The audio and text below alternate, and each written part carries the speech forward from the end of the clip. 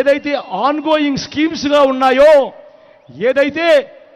ఏదైతే budget allocation జరిగిందో, ఇటువంటి పథకాలను కూడా కేవలం మీ బిడ్డను ఇబ్బంది పెట్టడం కోసం, మీ బిడ్డ బటన్లు నొక్కాడని చెప్పి వాటిని కూడా అడ్డుకునే కార్యక్రమం ఈరోజు జరుగుతూ ఉంది అనంటే, వాటిని ఖచ్చితంగా జరిగించండి అని చెప్పి మీ బిడ్డ ముఖ్యమంత్రి స్థానంలో ఉంటూ కోర్టుకు వెళ్తా ఉన్నాడు అనంటే ఒక్కసారి గమనించండి.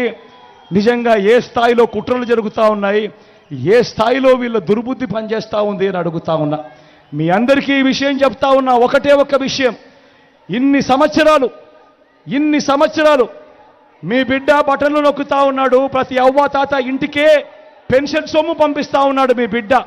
మరి పెన్షన్ సొమ్ము ఇన్ని నెలల పాటు మీ బిడ్డ పంపించిన తర్వాత చివరి రెండు నెలలు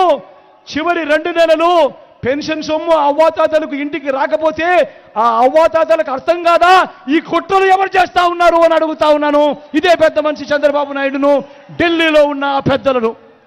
ఇదే అక్క చెల్లెమ్మలకు కూడా చెప్తా ఉన్నా, ఇదే అక్క చెల్లెమ్మలకు అర్థం కాదా ఇన్ని సంవత్సరాల పాటు ప్రతి సంవత్సరం క్రమం తప్పకుండా వాళ్ళ బిడ్డ బటన్లు నొక్కుతా ఉన్నాడు, అక్క చెల్లెమ్మలకు అడ్డగా ఉంటా ఉన్నాడు.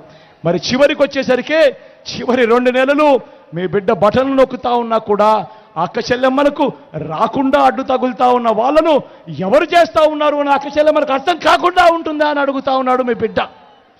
ఇవాళ ఈ మాటలు ఎందుకు చెప్తా ఉన్నానంటే వీళ్ళు ఎన్ని కుట్రలు చేసినా, వీళ్ళు ఎన్ని కుతంత్రాలు చేసినా పైన మాత్రం దేవుడు ఉన్నాడు అన్న సంగతి మాత్రం వీళ్ళెవ్వరూ కూడా మర్చిపోకూడదు అని చెప్తా ఉన్నా. ప్రజల ప్రేమ ఉంది, ప్రజల దీవెనలున్నాయి. జరుగుతూ ఉన్న కుట్రలు ప్రతి ఒక్కరూ కూడా, ప్రతి అక్క చెల్లెమ్మ కూడా, ప్రతి అవ్వాతాత కూడా గమనిస్తూనే ఉంటారు. ఓటనే ఆయుధం నా అక్క చెల్లెమ్మల చేతుల్లో ఉంది, నా అవ్వాతాతల చేతుల్లో ఉంది, నా రైతన్నల చేతుల్లో ఉంది.